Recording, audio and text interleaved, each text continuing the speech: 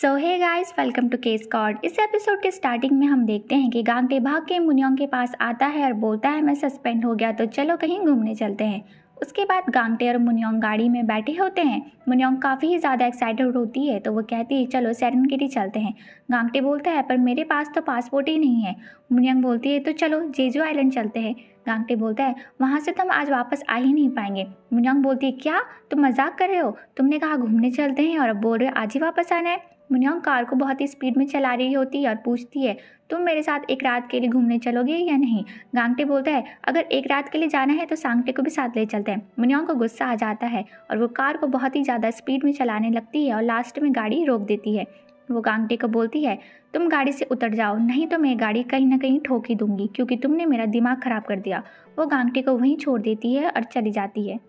उसके बाद हम देखते हैं गांगटे जीसू की शॉप में आया होता है और पिज़्ज़ा खा रहा होता है। जीसू बोलता है मैं सरप्राइज्ड हूँ, तुझे जब भी जॉब से निकाला जाता था तो खाना नहीं खाता था और उदास रहता था, पर आज हॉस्पिटल में तूने किसी को मारा और सस्पेंड भी हो गया, फिर भी इतना खुश है और पिज़्ज़ा खा रहा है। गांगटे बोलता है जीसू मुझे सेरेनगेटी घूमने जाना है। जीसू बोलता है क्या सेरेनगेटी? उसके बाद सीन शिफ्ट होता है। हम देखते हैं सांगटे, नामजूरी की मॉम और डायरेक्टर साथ में बैठकर लंच कर रहे होते हैं। डायरेक्टर सांगटे को बताता है कि मैंने इसे 3 बार प्रपोज किया था और इसने तीनों बार रिजेक्ट किया, मुझे पता है यह पछताती है। सांगटे बोलता है ये सब तुम्हारे दिमाग में चल रहा है और वो बिल्कुल भी नहीं पछताती। उसके बाद हम देखते हैं एरम के घर वाले आते हैं उसे हॉस्पिटल से ले जाने के लिए। वो कहते हैं हमने इसे यहाँ इसलिए भेजा ताकि इसका पति इसे यहाँ ढूंढ ना सके, पर वो तो इसे ढूंढते ढूंढते यहाँ आ गया, अब इसकी जान खतरे में रहेगी इसलिए हम यहाँ से ले जा रहे हैं। उसके बाद जो वो लड़का था जोंगटे, उसे ये बात पता नहीं होती कि एरम को वहाँ से ले गए तो एक बूढ़ा आदमी जो उसी हॉस्पिटल का पेशेंट था उसे बता देता है। जोंगटे वहाँ से भागना चाहता था पर वो उसे रोक लेते हैं और समझाते हैं। उसके बाद हम देखते हैं रात में जब गांगटे घर आता है तो मुनियोंग से बात करने के लिए चला जाता है। वो बोलता है कल का पूरा दिन मैं तुम्हारे साथ स्पेंड करूँगा और मैंने जेसू से बात कर ली है, वो सांगटे का ध्यान रखेगा। फिर हम देखते हैं नामजूरी को नींद नहीं आ रही होती तो वो सिंजे के साथ छत में बैठी होती है। सिंजे बोलती है तुम गांगटे को इतना पसंद क्यों करती हो, वो तो तुम्हें कुछ दे भी नहीं सकता, उसके पास तो कुछ भी नहीं है। नामजूरी कहती है मुझे पता है उसके पास कुछ नहीं, पर मैंने सोचा था वो मैं होंगी जो उसकी लाइफ में सब कुछ लेकर आए, पर ऐसा नहीं हुआ क्योंकि मुझे लगता है वो मुनियोंग को पसंद करता है। फिर अगले दिन हम देखते हैं डायरेक्टर मिस्टर कोदयान के साथ वॉक में जा रहे होते हैं तो मिस्टर कोदयान कहते हैं उसका चेहरा अपनी माँ जैसा है, वो दिखने में बहुत ही प्यारी थी पर अंदर से शैतान थी। उसके बाद वो कहते हैं कि उसने किसी की जान ले ली थी और वो अब मुझे मारने के लिए वापस आ गई है। उसके बाद हम देखते हैं कि मिस पार्क बुक उठाती है पढ़ने के लिए, पर तभी वहाँ पर पार्क ओरान आ जाती है और उनके हाथों से बुक छीन देती है जिससे मिस पार्क के हाथ में कट लग जाता है। फिर सीन शिफ्ट होता है और हम देखते हैं गांगटे और मुनियोंग घूमने जा रहे होते हैं कि तभी उसे डायरेक्टर की कॉल आ जाती है और वो वहाँ से चला जाता है। मुनियोंग सांगटे से बात करने लगती है। वो पूछती है क्या तुम अपने भाई को पसंद करते हो? तो सांगटे बोलता है हाँ मैं उसे पसंद करता हूँ, मैंने तुम्हें मांगटे तो दे दिया पर गांगटे सिर्फ मेरा है और मेरा ही रहेगा। फिर मुनियोंग बोलती है क्या कभी ऐसा हुआ जब तुमने अपने भाई से नफरत की हो?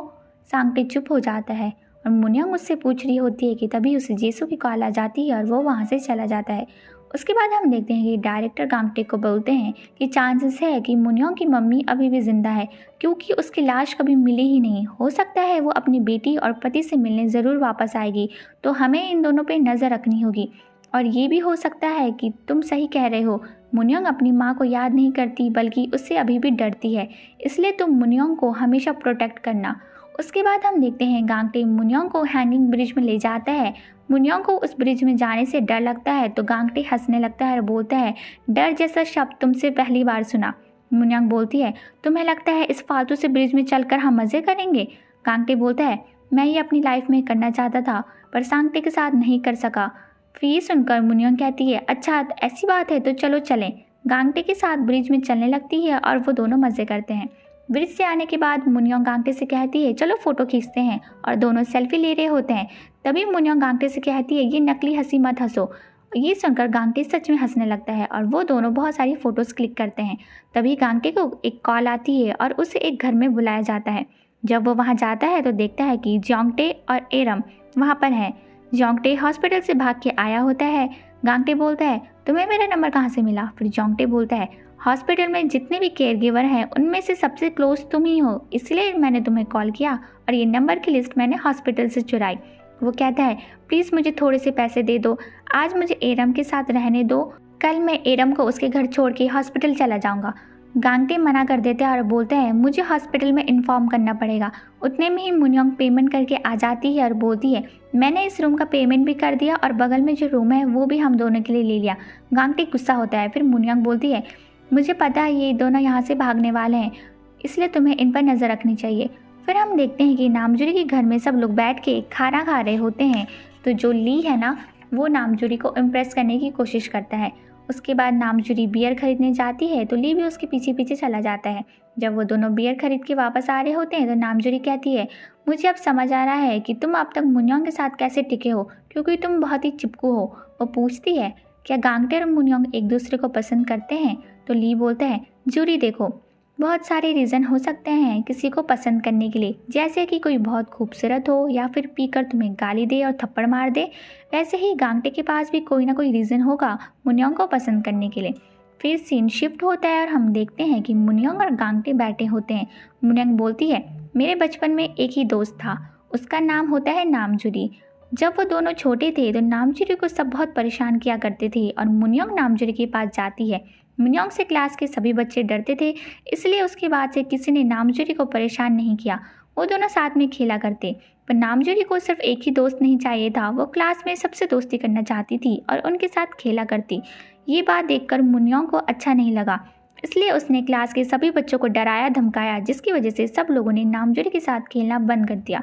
मुनियोंग को लगा था कि नामजुरी अकेली हो जाएगी तो वो फिर से मुनियोंग की सिर्फ दोस्त बनी रहेगी और उसके साथ ही खेलेगी, पर ऐसा नहीं हुआ। नामजुरी और मुनियोंग की दोस्ती खराब हो गई और नामजुरी मुनियोंग से नफरत करने लगी। उसके बाद मुनियोंग और गांगटे सोने जाते हैं तो मुनियोंग गांगटे का फ़ोन स्विच ऑफ कर देती है। दूसरी तरफ हम देखते हैं सांगटे को, जो ड्राइंग बनाते बनाते सो गया था। उसे सपना आ रहा होता है कि वो पानी में गिर गया और गांगटे उसे छोड़ के जा रहा है। वो बोल रहा होता है प्लीज़ गांगटे मुझे छोड़ के मत जाओ, प्लीज़ मुझे छोड़ के मत जाओ। अगली सुबह मुनियोंग जैसे ही उठती है तो देखती है गांगटे वहाँ पर नहीं है, तो वो उसे ढूंढने निकल जाती है। जैसे ही वो बाहर जाती है तो देखती है गांगटे सामने से आ रहा होता है और कहता है जो मैं पिछली बार तुम्हें नहीं दे पाया वो इस बार लेकर आया हूँ। वो उसे फूल देता है जो उसने बचपन में उसके लिए लेकर आए थे, पर मुनियोंग ने उसे कुचल दिया था। मुनियोंग बोलती है ये बहुत ही खूबसूरत है। गांगटे बोलता है बिल्कुल तुम्हारी तरह। दूसरी तरफ सांगटे बुरा सपना देख के जैसे ही उठता है गांगटे को कॉल करने लगता है, पर गांगटे का फ़ोन स्विच ऑफ बताता है। सांगटे पूरे उसे 17 बार कॉल करता है, पर क्योंकि उसका फ़ोन स्विच ऑफ था तो गांगटे को पता ही नहीं चलता। उसके बाद मुनियोंग और गांगटे जब वापस आते हैं रूम में तो देखते हैं कि जो जोंगटे और एरम है वहाँ से भाग गए थे, पर आधे रास्ते में जाके जोंगटे बोलता है मैं गांगटे को धोखा नहीं दे सकता क्योंकि उसने हमेशा हमारी मदद की है। वो एरम से कहता है कि मैं हॉस्पिटल से जल्दी डिस्चार्ज होकर तुमसे मिलने आऊँगा। जब जोंगटे हॉस्पिटल वापस जाता है तो वो दूसरे पेशेंट को बता रहा होता है कि मुनियोंग और गांगटे के बीच में कुछ चल रहा है। ये बात वहाँ पर एक केयर गिवर सुन लेता है, पर उसके सुनने में गलती हो जाती है और वो सुनता है कि मुनियोंग और गांगटे जल्दी शादी करने वाले हैं। वो केयर गिवर पूरे हॉस्पिटल में ये बात फैला देता है। वो वॉशरूम में एक डॉक्टर को ये बात बता रहा होता है कि तभी सांगटे वॉशरूम के अंदर होता है, तो उसने भी सुन लिया होता है।